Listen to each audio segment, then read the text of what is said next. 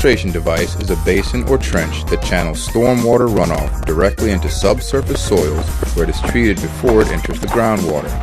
When choosing a site for an infiltration device, engineers must take into consideration zoning classifications, setbacks, property lines, building foundations, and other such structures. Additionally, infiltration devices should be situated on level ground, void of steep slopes or previous excavation. Infiltration sites must also be free of spills, toxic substances, contamination, or ongoing groundwater remediation. DC Code requires that a District of Columbia registered professional engineer, soil scientist, or geologist complete a geotechnical report. More information about the report's requirements can be found in the District Department of the Environment's Stormwater Guidebook. Soil boring and soil percolation tests are conducted to determine if infiltration practices are suitable for the proposed development site. A soil percolation test determines the permeability of soil by calculating the rate at which fluid moves through it.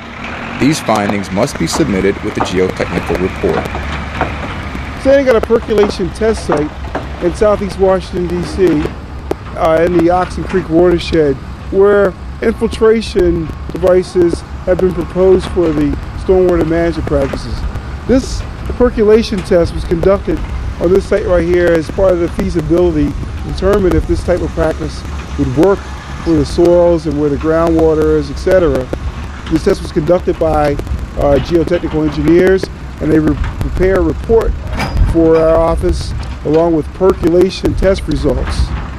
This pipe has to remain on site until such time that the stormwater device is built so that they can put the infiltration facility within 50 feet of this test hole. And generally what's done for the test is pipe is set in the ground and then it's filled up with water and allowed to stand for 24 hours. And then they come back and pour more water into the perk site and then test how long it takes for water to infiltrate 1 inch in an hour. And generally what the person would do is they would have some sort of method of measuring where the water was at the beginning of the test by simply sticking a steel tape or some other type of device, something maybe a little more sophisticated than a steel tape.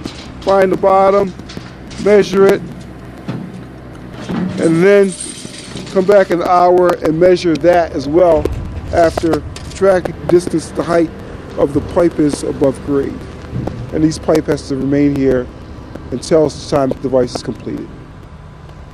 The soil percolation rate must be no less than 1 inch per hour. A higher number or greater percolation rate indicates a more permeable soil, thus water moves more quickly into the subsoil.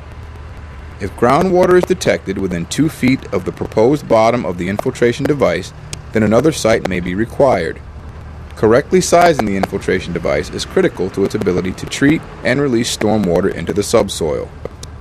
It must be able to capture the first half inch of stormwater, then release that water into the subsoil within 72 hours of the rain event. The infiltration device should be filled with stones from 1.5 to 2.5 inches in diameter. When placed in the infiltration device, the stones leave empty spaces between them. These empty spaces are called voids.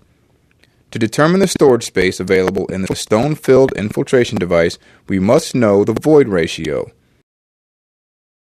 For example, a proposed development project 100 feet by 50 feet has 5,000 square feet of imperviousness to be treated, and let's say that the proposed infiltration area was found to have a percolation rate of 2.5 inches per hour. First, the drainage area and volume required to treat is calculated. In this case, the area is 5,000 square feet, 50 feet by 100 feet, times half an inch of rain, divided by 12, because there are 12 inches in a foot, gives us 208.33 cubic feet of volume required to treat for the first half inch of the proposed development site.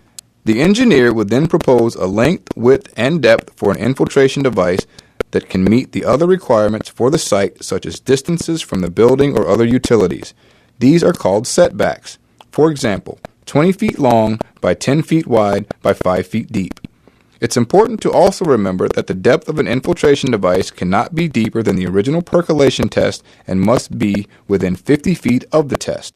A trench this size would have 200 square feet